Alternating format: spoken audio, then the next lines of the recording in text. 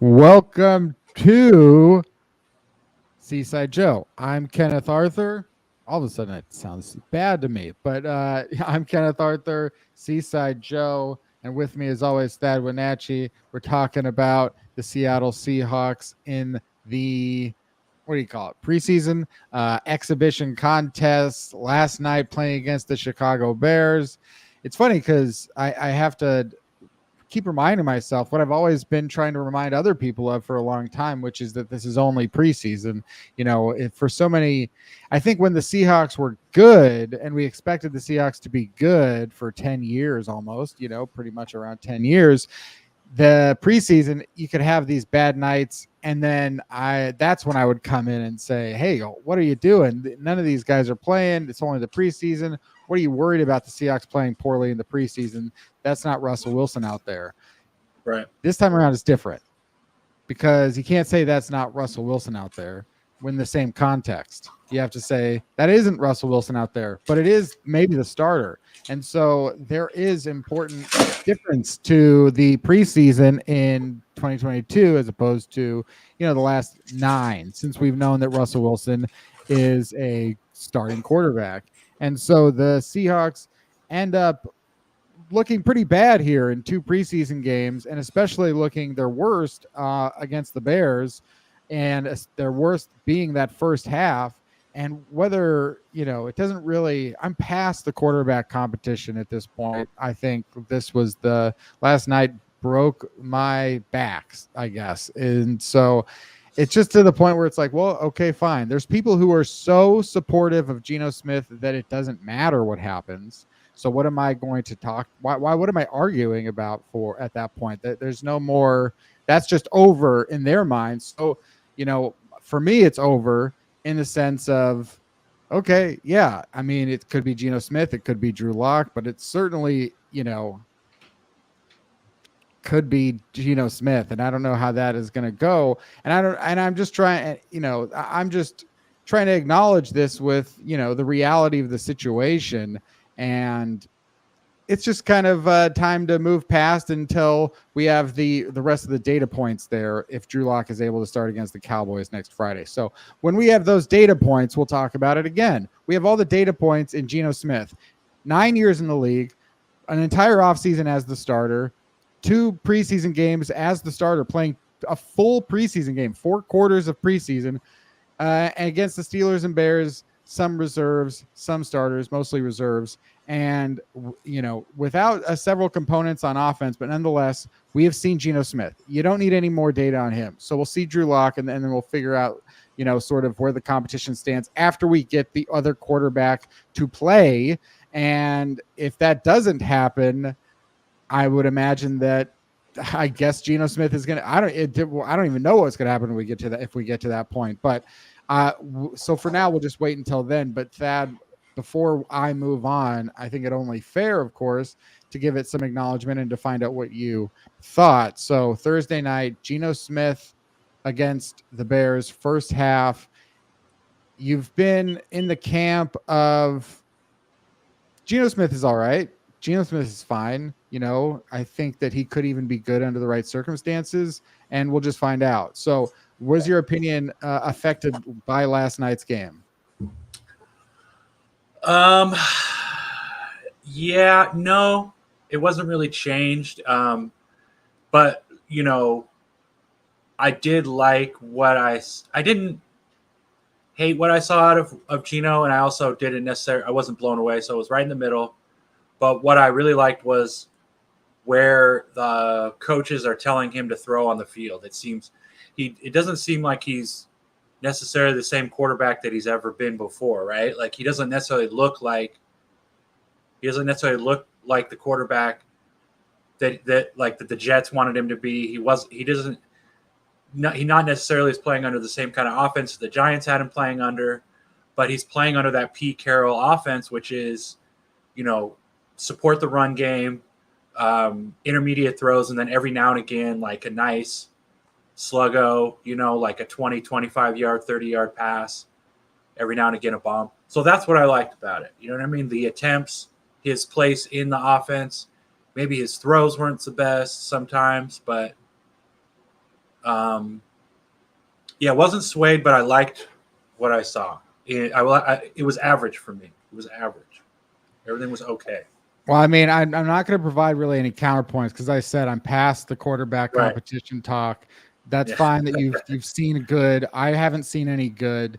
I don't. I think that there are, if average to me means 16th or 17th best in the NFL, I've seen 25 to 30 quarterbacks that are better than Geno Smith. So for me, average is not where he's at. I Yeah. do think that there is a contingent of Seahawks fans out there who agree with me, who are kind of responding to that, and and on the and like those debates, they just don't really go anywhere. And so like I think it's fair to have two different point of views, and not call one right and call one wrong. The best data point, I guess, going back to that term, will be none of this matters until we get 2, 3, 4 actual regular season games. Because if we're 3 games into the season and the Seahawks are 0-3, and just as Geno Smith kind of last year in his 3 games and so far in the preseason, the drives have not accounted to touchdowns. No matter how you want to put it down there, the points aren't really coming, and there's a lot of negative drives. Or if Drew Lock goes out there and the Seahawks are 0-3 and throws 8 interceptions, obviously we're going to have a different quarterback. So it doesn't really matter. And nobody will be on the side of the quarterback who is doing poorly in the regular season. If you do, it's going to be much harder to have that just from observations of other franchises, because the Seahawks haven't been in any sort of position to have a quarterback controversy for 10 years. So this is new territory for a lot of fans, or it's old territory that we just haven't dug up in a long time and we don't necessarily remember. And we didn't even have a Twitter back then. We didn't even have the internet in its current form like we do now. And so I've just observed how other fan bases quickly go, they'll flip on a quarterback once the regular season losses start piling up. And that goes for pretty much anybody, no matter what, So we'll see what happens in the regular season and figure out the quarterback competition.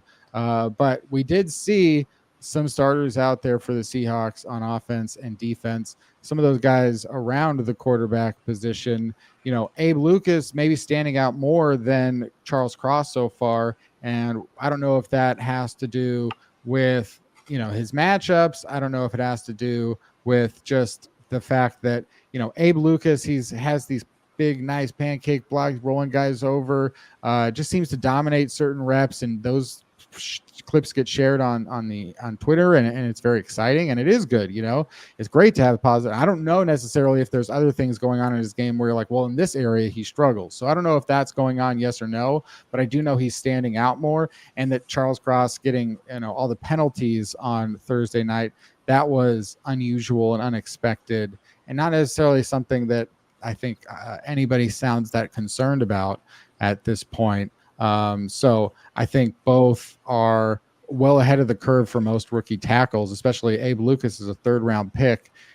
Had some people who were fans of him in the 1st round. I know that Rob Staten was a big kind of like a 1st-round guy on Abe Lucas and is playing that way.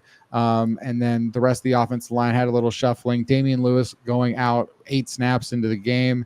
And, I think in general, what would really be nice is to see this offensive line with Rashad Penny and Ken Walker for an entire game, and kind of just sort of see how the run game and everything flows through that, because we haven't really gotten a clear picture on that. But we have seen great play out of the other running backs, Travis Homer, DJ Dallas, Darwin Thompson.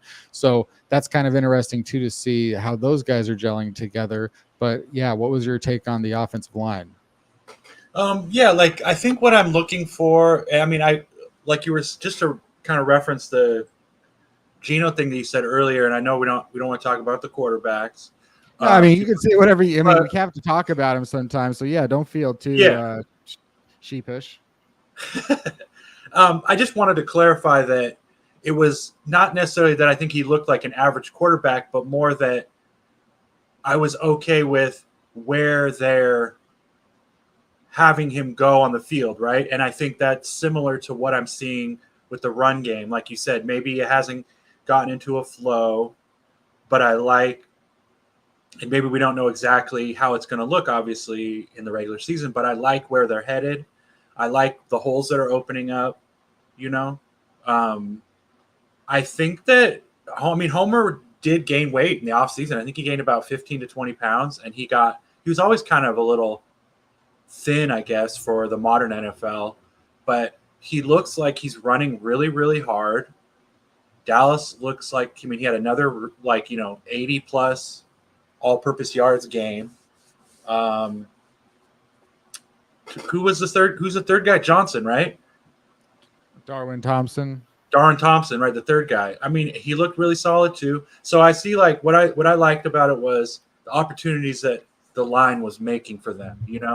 The individual performances, you don't want to judge them too much, like, because obviously it's the Bears and it's the preseason. But no, I think No, I mean, really though, I mean, like, I really should emphasize though still, like, even though we're living in this time of great uncertainty with the Seahawks and there's a new era and there's new players and all that kind of stuff, and it's kind of like they play really poorly in the preseason and we can't necessarily judge that for the regular season. It's still the preseason. So it's like, it is the preseason. You look back at all the preseason box scores in history, and it's just a bunch of no names with a lot of yards and stuff like that. And so now I don't think DJ Dallas and Travis Homer are no names. I mean, I feel like those are guys that have quality roles on the team. And certainly the Seahawks have some starters out there with them on the offensive line, but a lot of them obviously young and inexperienced. And as you said, these are not first string defenses that they're facing, not in the coaching, not in personnel, not in situation. And so it's just sort of, that is something to, but I do think, like, emphasizing the point of, like, watching the way that they played. I think Travis Homer does look, bigger, faster, kind of like it was his first time I think in the first preseason game, didn't really take any extra yards, didn't really force any missed tackles, seemed to go actually the wrong way here and there. And I think in this one, that was not the case. But I remember that disappointment, and he had that third drive opens with a 33-yard run, and the Seahawks end up having a 31-yard drive. So, that's where I think this situation for Seattle to be a team that must rely so heavily on its rushing attack is one that leads for, okay, well, if you get 0 to 2 yards to negative 2 yards on your first and 10 carry, okay, great. Here we go. This is another thing too, where it's like, it's not just how Geno Smith will play in the first half or how Drew Lock will play in the first half. It's if the Seahawks are legitimately kind of bad or a little bit bad, and to the point where it's like, and we already know that they've struggled in the first half games always under Pete Carroll. If all of a sudden you're down 14 points or 10 points or 13 points or 21 points, it's the second half. Well, instead of putting, Russell Wilson out there, now you are asking either of those quarterbacks to go out and complete very difficult tight window passes 20 to 30 yards downfield, or to, make all the things that go into being a great quarterback in those situations. And as soon as you start asking either one of those guys to do that, I think there has to be legitimate concerns by fans that it will not result in a positive play. It doesn't really matter if it's Locke or Smith. In that situation of, like, okay, you're down 14 points, now we have to abandon the run. Well, both of them are not very trustworthy so far in their careers. Maybe with, as you said, Geno Smith and Shane Waldron, or Drew Lock and getting out of Denver, that either one of them will play differently, this upcoming season than they have before. But as far as, like, a lot of the players out there, certainly not ones that I think we can expect to see very often in the regular season. Like the wide receivers, I wouldn't necessarily take away from this game that I felt like I saw any future starting Seahawks wide receivers. How did you feel about their play? Because obviously we saw good. We also saw drops, whether that was Tariq Young or Bo Melton or Kate Johnson or whatever. Like, there was good and bad. And the new cat dropped a pass in the end zone. Oh, that was a tough one to haul in. Arcega-Whiteside, yeah. The drops were frustrating. I was happy that Geno and Jacob Eason put the ball in places where their receivers should have caught it. But I would, like you said, I wanted to see Melton and Young pop. I wanted them to to just make some good plays, right? Not necessarily have 100 or 80 yards, but like to just make some really good catches that they're going to be asked to make during the regular season if they're on the team, and they didn't. So that was frustrating. Um, yeah. So like you said, You I know, think there's no, that nobody popped off the page to like be like, oh my god, that's the number 3 or number 4, honestly, which was frustrating. yeah, and I mean that's something that the Seahawks would presumably really have a high need for, which is like that third option as a receiver, and especially like kind of feeling that so far through 2 games, inconsistency a little bit from Noah Fant. Unsure of I mean, when Noah Fant came over, there weren't a lot of Denver fans that I had heard be very upset about that, and I realized, like from my perspective, or the perspective of a lot of fans, it's easier to just see like, well, he's got yards and he was a first round pick and he's young. And I do think that there's certainly, but I could also say that about without the first round pick part. I think I could say that about Gerald Everett, and just not seeing like I had never been a huge fan of the Gerald Everett signing because I had just seen him in the on the Rams, and it was just sort of, there was a reason that LA let him go. So with regards to like needing more offensive weapons, the Seahawks have 2 of the best in the NFL with DK Metcalf and Tyler Lockett.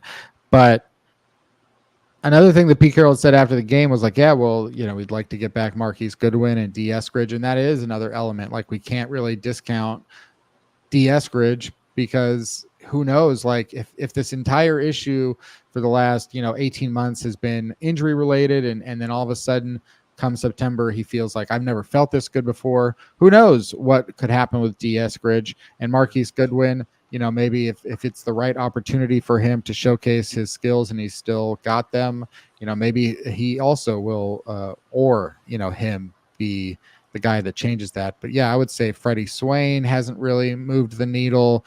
Derek Young, and Bo Melton just don't seem like, I mean, and nobody should put any expectations on guys at that level to like come in their first years as undrafted free agents and, start catching passes from the quarterback during the regular season. Doesn't usually happen. So it's really, there's so much pressure on Metcalf and Lockett and also on these tight ends to do better. Do you feel like you have a favorite tight end? Because we don't really get that much out of, I was going to say, just like, we don't really get much information off of Will Dissly. I think like it's kind of, I don't know. I mean, I assume he's going to kind of just be, we got to channel more of the recent Will Dissly, which is like, hey, solid player, solid blocker, good for maybe 20 catches, So it's like, where do you stand on maybe either one of, because Colby Parkinson also is kind of like inconsistent, mixed reviews, I think, with lots of potential, but is he going to put it all together? What do you think? I mean, Parkinson dropped a pass that Melton dropped yesterday, that Young dropped. I mean, all these receivers, all these pass catchers have not hauled in balls that they should have hauled in, Parkinson and Fant and Dissly haven't really made any big plays, but I also suspect, maybe you agree with me, like in the preseason, you're running a more vanilla offense, and usually your tight end is kind of like your sneaky. You can, especially with our tight ends, we're going to put them all over the field, right? So I don't necessarily think we're going to reveal too much how we're going to play. Like we're not playing very much motion, or there's no pre-snap motion really. And tight ends are all about the pre-snap motion. So I think maybe it's hard to evaluate them, right? Because they're not, right. Because I've seen Fant on a couple of seam routes, but they were really like simple routes, right? Like I think he's going to run more complicated routes. So, I mean, Parkinson makes it more easy to evaluate because it's like, I think his highs and his lows are so much more obvious. They're bigger plays.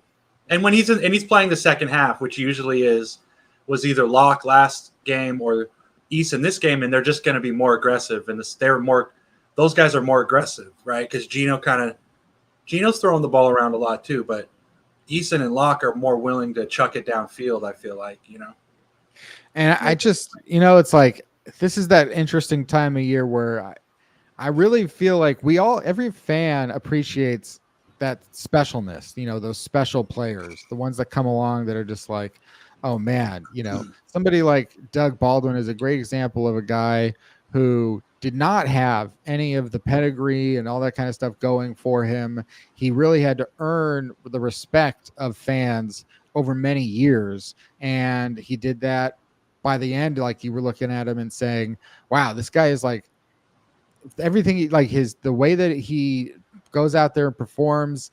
You can tell that in a different offense, he could have put up way more yards, way more touchdowns, because he was just so crisp and as a route runner, so talented with catching the ball, and just so sure-handed, and such a great, like, just everything. Like, there was like all that stuff wrapped up in Doug Baldwin, and he didn't have necessarily the pedigree for people to go like, I believe that Doug Baldwin's going to be great. And when the preseason came around, maybe Doug Baldwin could, I feel like with Russell Wilson too, like even in the preseason, you can watch them and go, wow, these are special players. Wow, that's great. We're very excited about this guy. He does everything so right. So when I think of a guy like Colby Parkinson or Noah Fant, I think, well, if I have that level of high of a bar for specialness, for being a special player, if someone's like, well, I think like with enough development, Noah Fant could become like someone like Mark Andrews, or something like that, or whatever. I don't want to go as high as Travis Kelce for some people, but I think that Mark Andrews is like an elite tight end.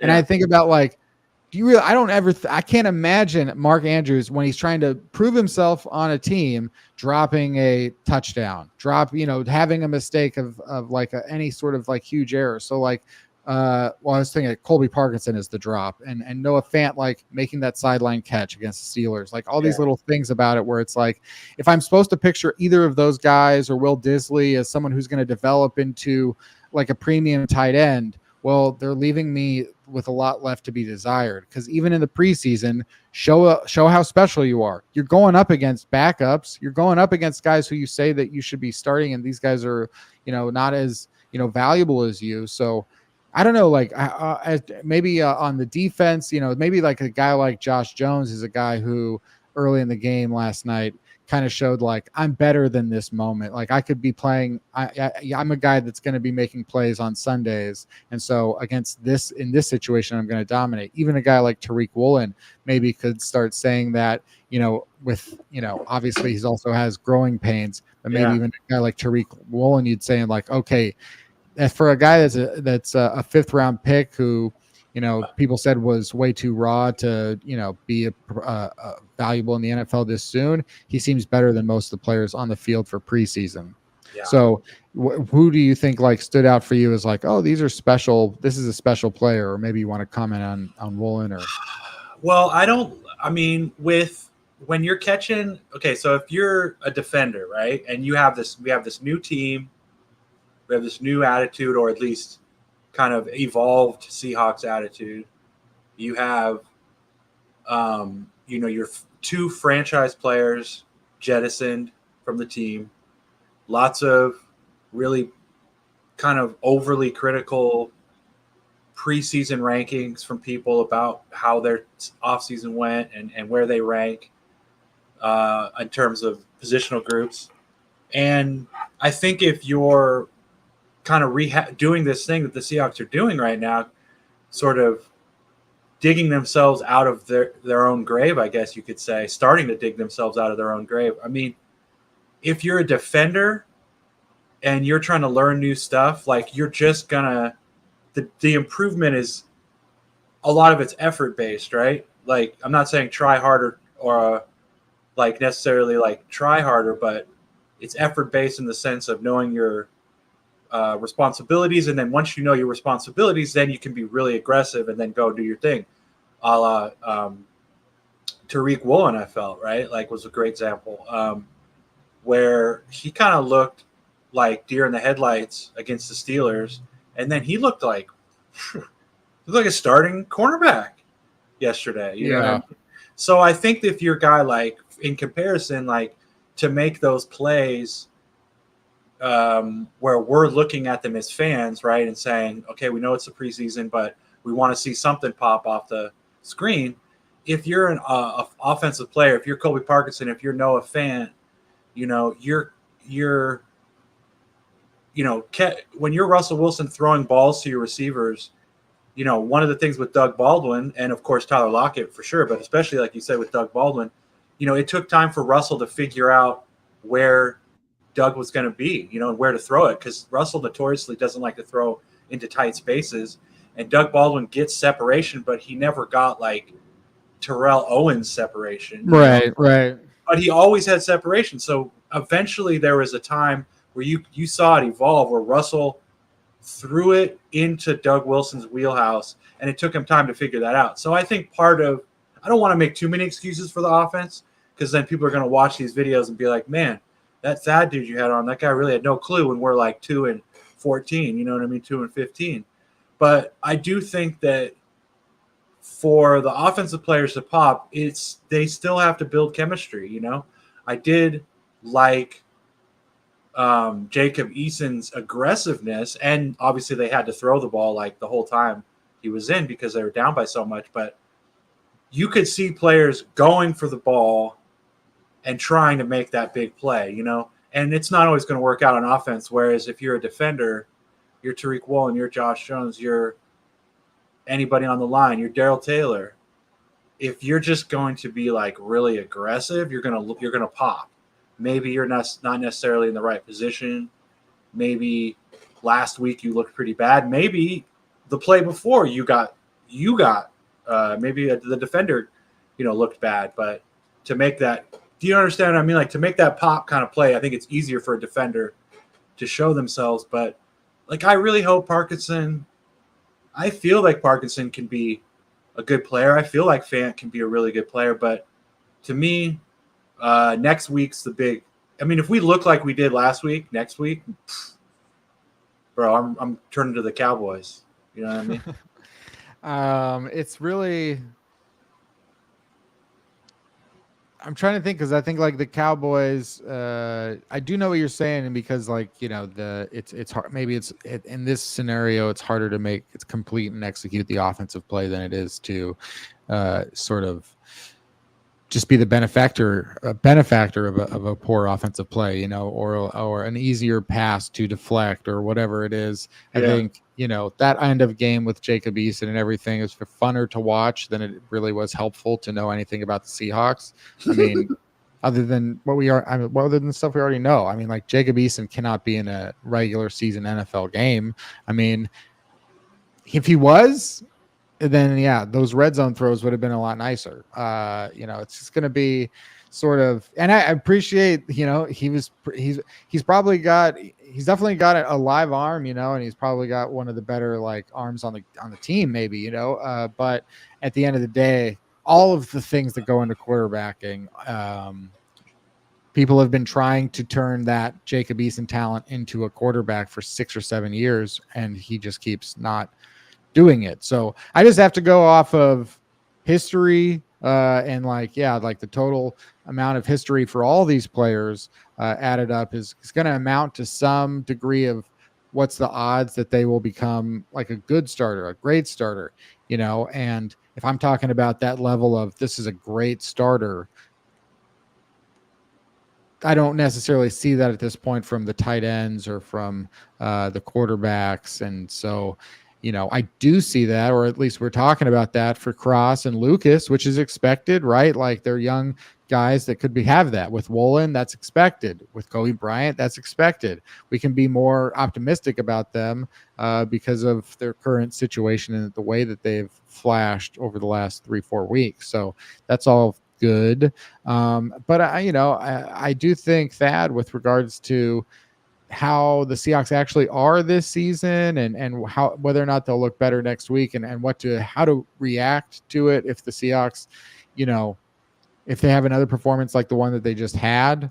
Obviously, if they were to copy that with Drew Lock, then it really does become a question of, well, then I guess you just go with Geno Smith because he has the experience and you can always make that transition to Drew Lock, like I said, 3 or 4 games into the season after he's actually had reps with the ones. That's actually some interesting factor in this too, which is like based on Pete Carroll's decision to do the quarterback competition this way, it means that Drew Lock, is coming in cold with the starters whenever that moment happens. And kind of interesting to see that now, given the unexpected uh, absence, So it's kind of going to play a factor in acknowledging how the Seahawks are going to look this year. But yeah, I think against the Cowboys, you look at it, and I think that the Cowboys have some things to figure out with their starters. They could be playing a pretty strong team in the first half, and that's going to be the Seahawks probably trying to put their best foot forward in the first half as well.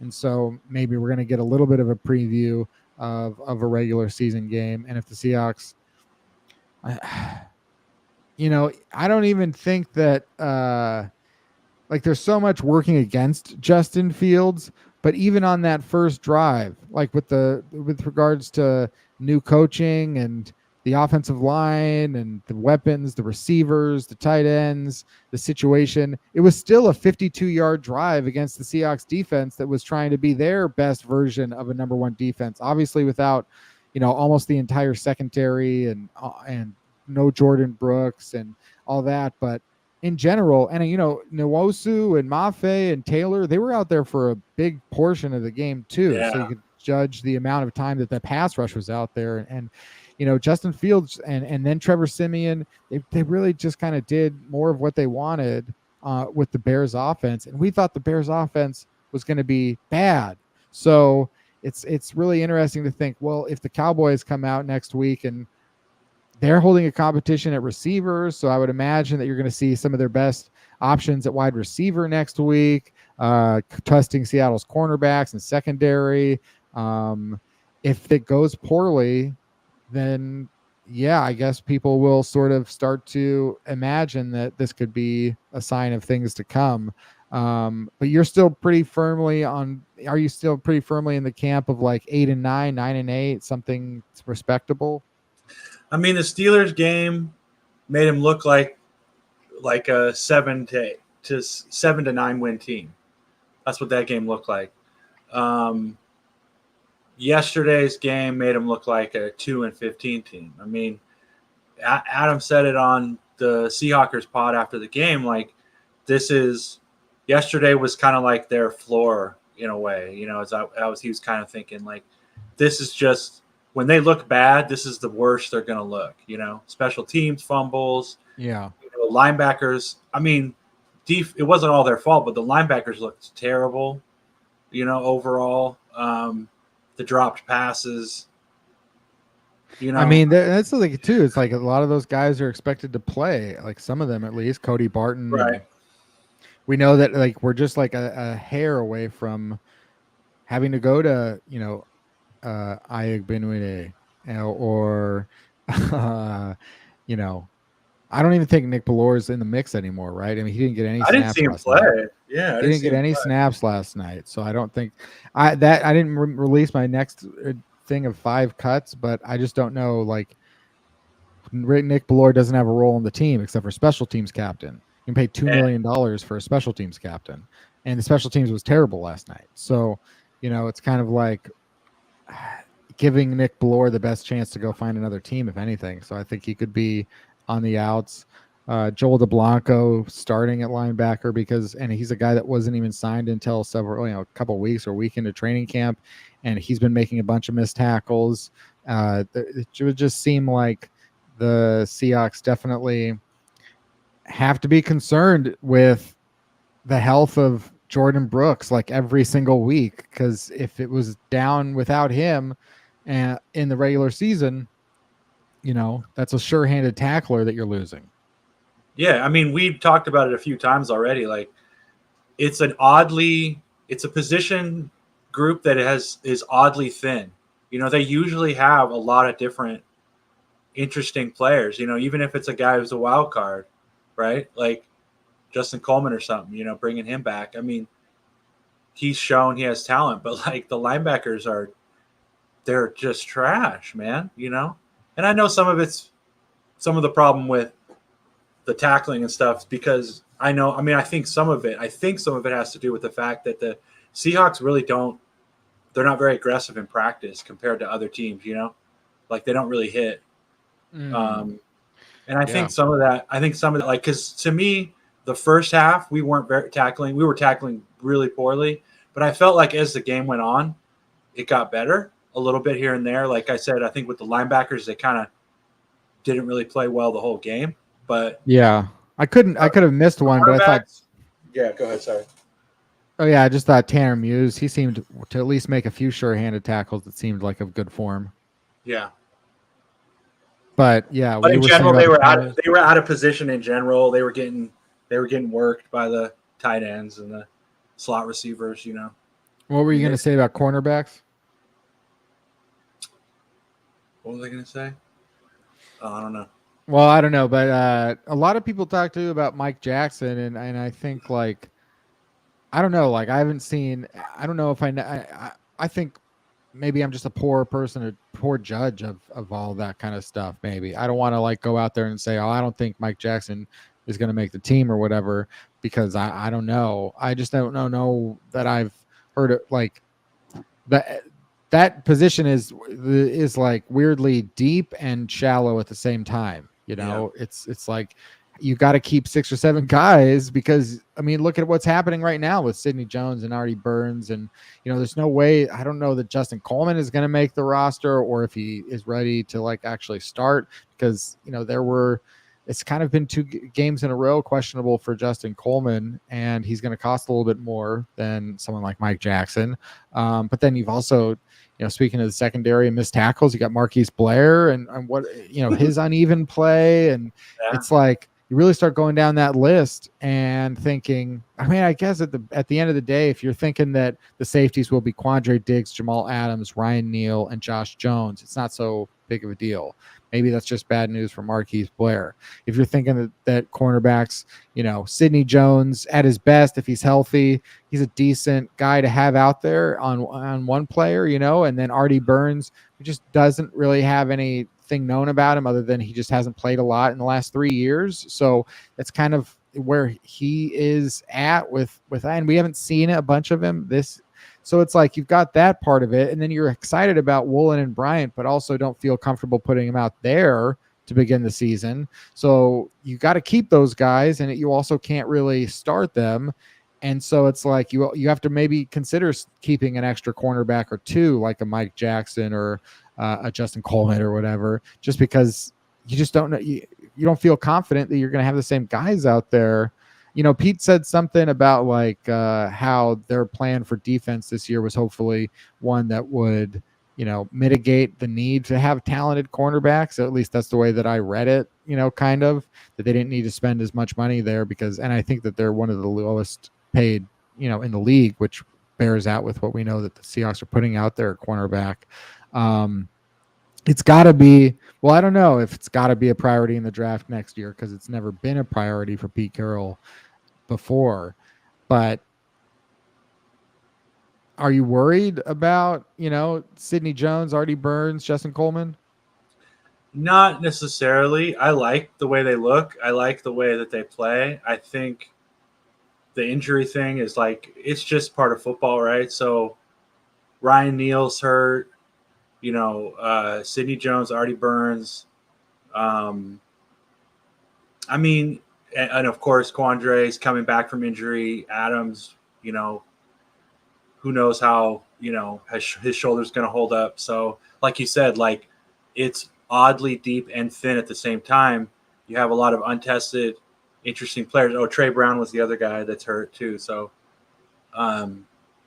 you have untested, unproven talent like alongside Pro Bowlers, so there's not a whole lot in the middle.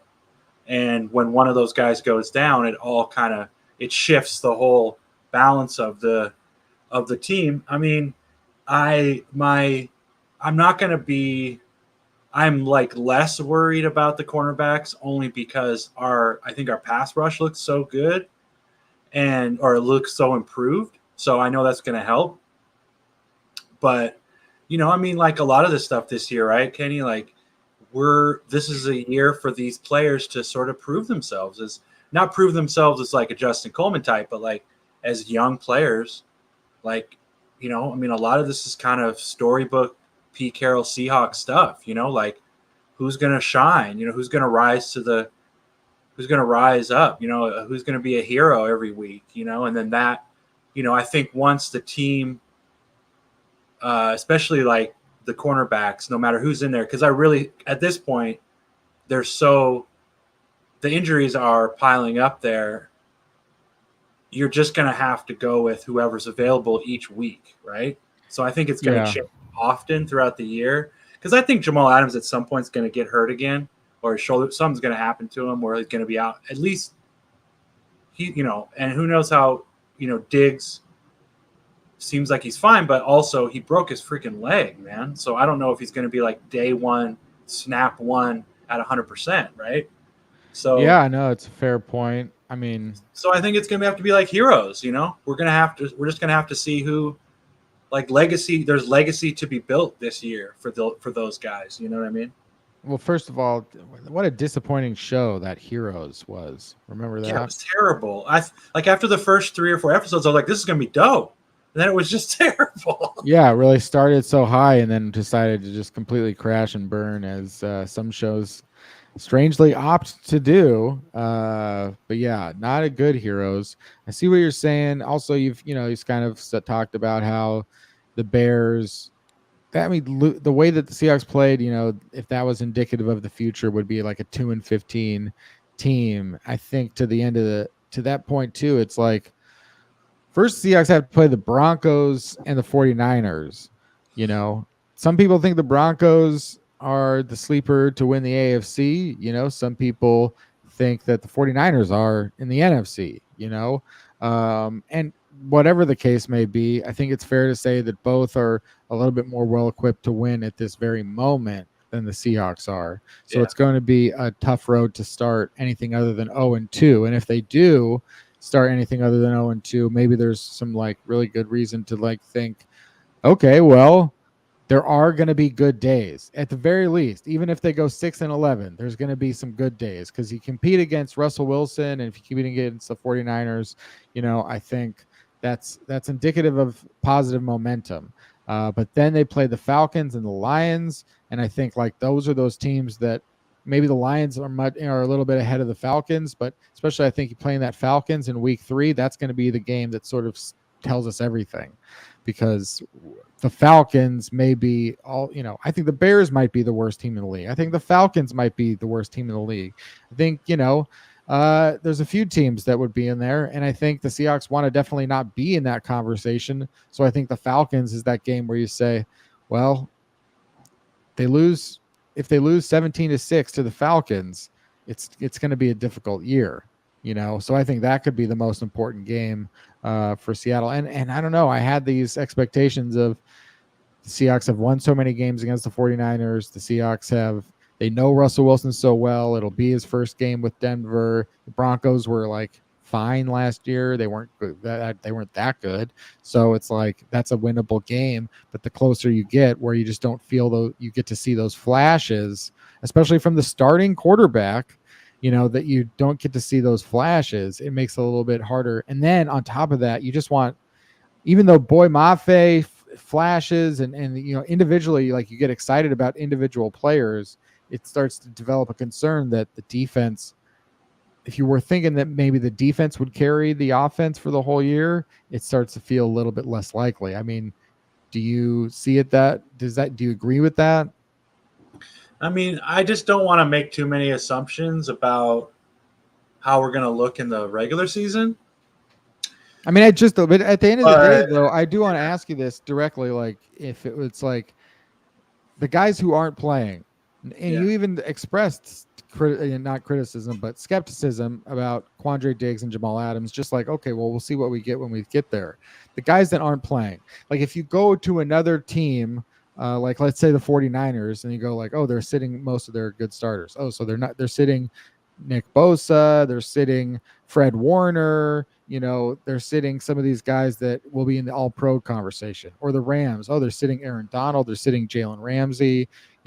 The guys that the Seahawks are sitting are not of that caliber. So I just don't know how it's going to be significantly better when they get back.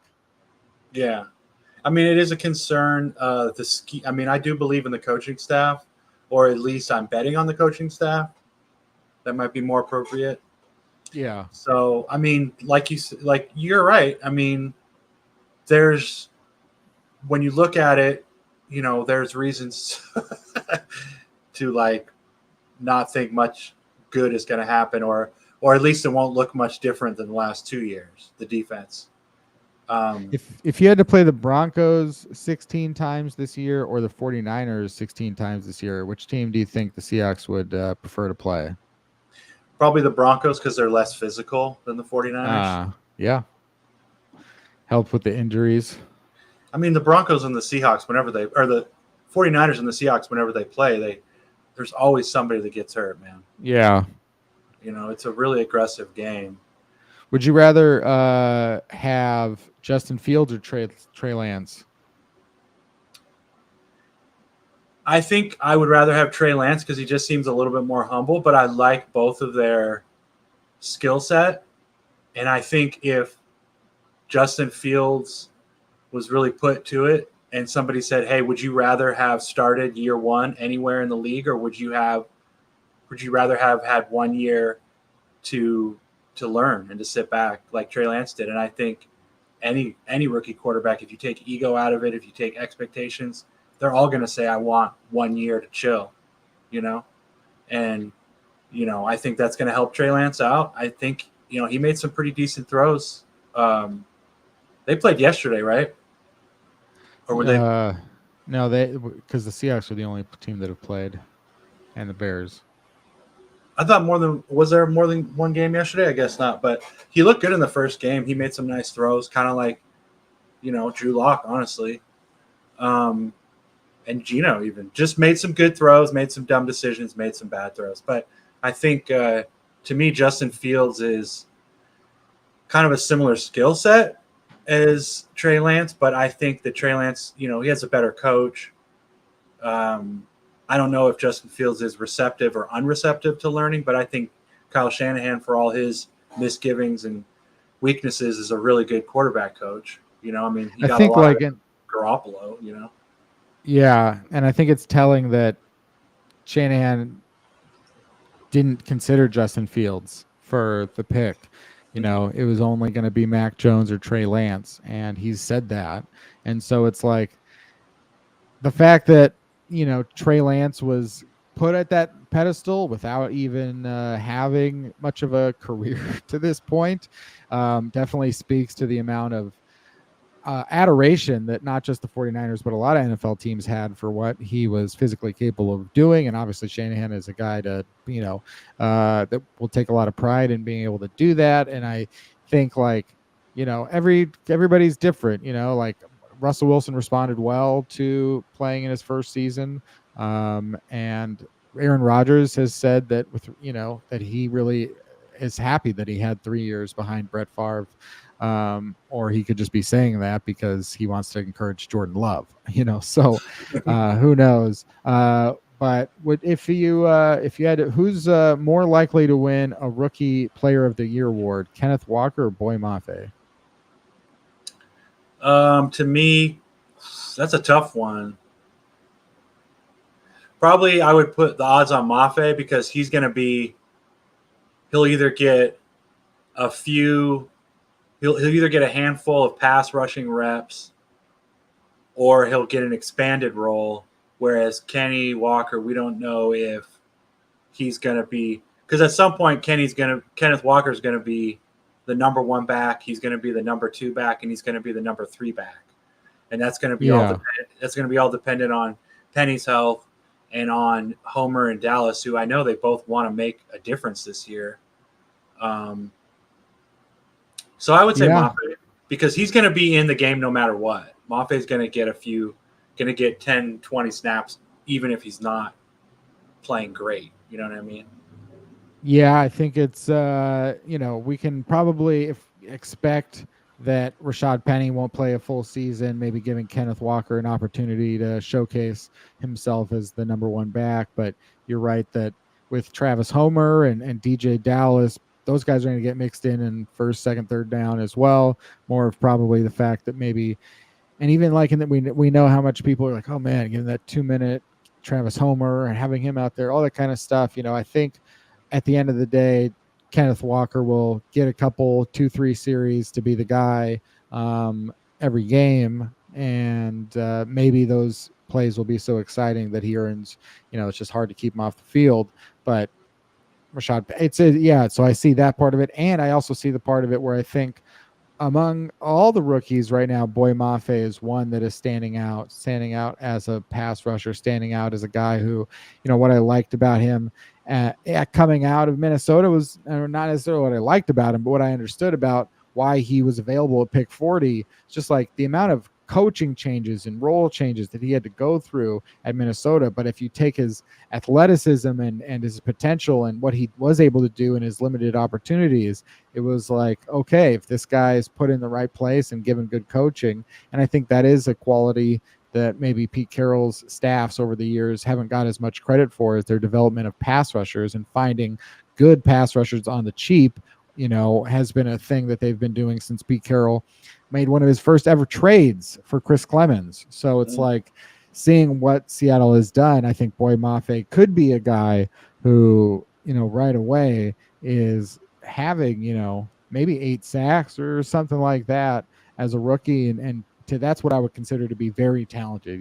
8 sacks as a rookie to me would be like a very talented level. So that's kind of what I think is possible based on what little we've seen and heard about Boy Mafe up to this point. But given that we know that he had such special traits, that's a good part of it too. And obviously I love Kenneth Walker. So, not easy for me to choose Boy Mafe, but I do agree. I think, that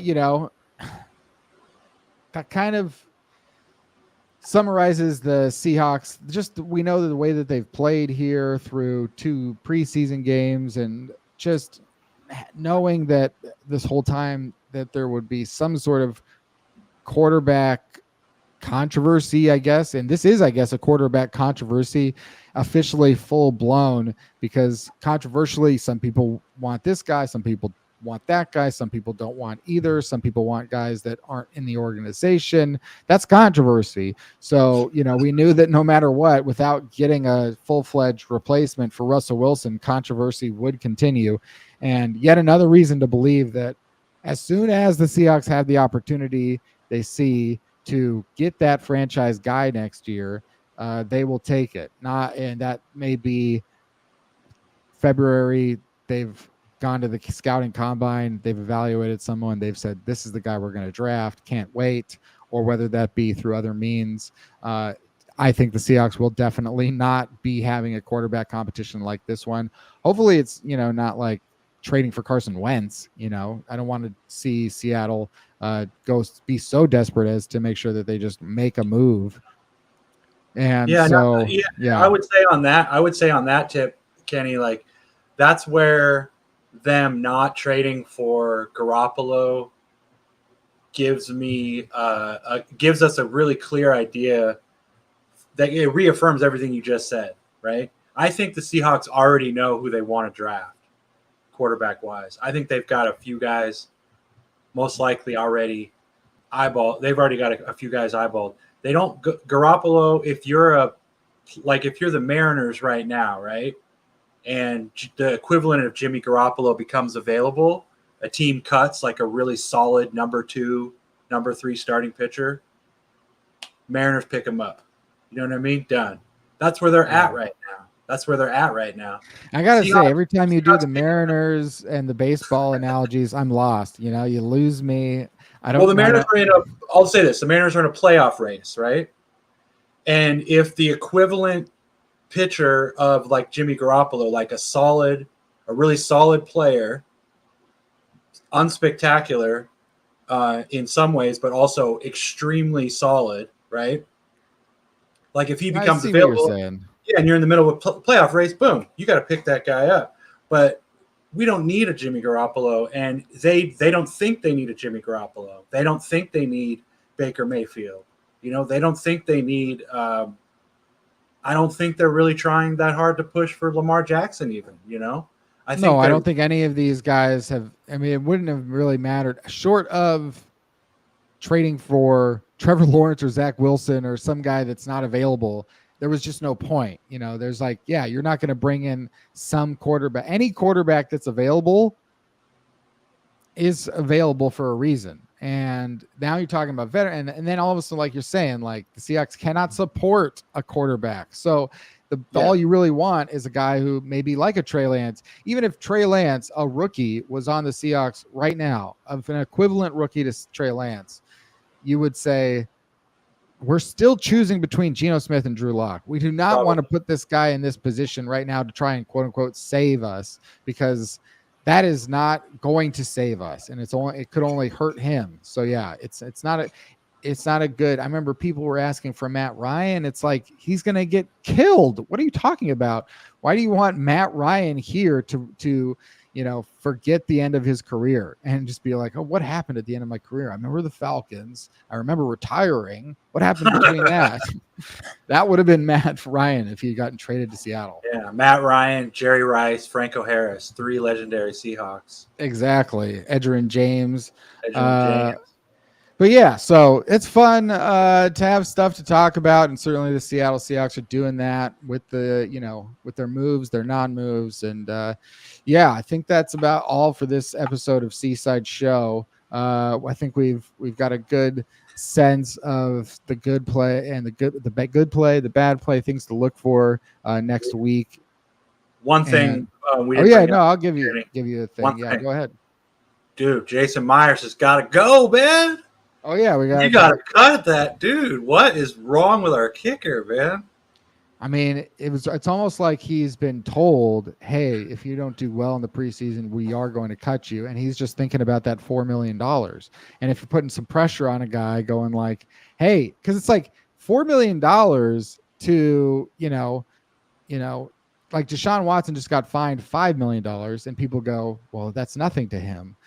$4 million to Jason Myers, that's probably half of his career earnings. I mean, they're putting that pressure on him to say, like, you wanted to move to Mercer Island, make your kicks in the preseason. It's like, and he goes out there. The first one should have been a miss. If it's the regular season, then you just sort of go, okay, whatever. Like if Justin Tucker goes out there and makes a kick like that, you just go like, haha, well, he'll be fine. But when you're Jason Myers and you do it, and then you come back the next week and miss to the other side, it really makes it seem like, hey, there's no tuning going on right here. Just make the kicks, because this is when we're evaluating you to decide whether or not your $4 million can, give $1 million of that to some other kicker, and then take $3 million that you can use to, potentially re-sign a player next year. You know what I mean? Mm-hmm. And have you noticed he hasn't kicked any out of the back of the end zone? And that's something that somebody brought up to me too when I said that Jason Myers could get cut. I said, I know that I said Nick Bellore would get cut. I said Gabe Jackson would be traded, but I don't know if that's, at this point, in the cards, if Damian Lewis isn't going to be there. And I said Jason Myers, and, I didn't say Poona Ford would get cut. I didn't say that. I just pointed out that the money was there, and that I'm just saying, like, no one else is really giving you the warning. And all I do is give you the warning, not you, Thad, you, the people. But that is, all I'm trying to say is, hey, nobody out here is going to be willing to tell you that maybe the Seahawks would look to make a move with these players. Maybe. And I think that is good preparation, because I've been correct every now and then. So we'll see whether or not I think there. But Jason Myers is a much easier one. Like, that is like, he's the 5th highest paid kicker, but he doesn't really kick like that. So there are other kickers out there. There are, always kickers that become available during the season who are fine. And who knows to what degree Seattle really needs a great kicker this season. We'll find out. But $4 million is not he's not a great kicker. So yeah, I think that could definitely be one of the 5 cuts, as well as not 5 cuts this week. But I do think the Seahawks should sign somebody, or be looking, at least be looking right now. I know they did bring in one guy into camp, I think. I don't know if he's still there. Okay, yeah. Probably not still there, because there's no other kickers on the roster at this very moment.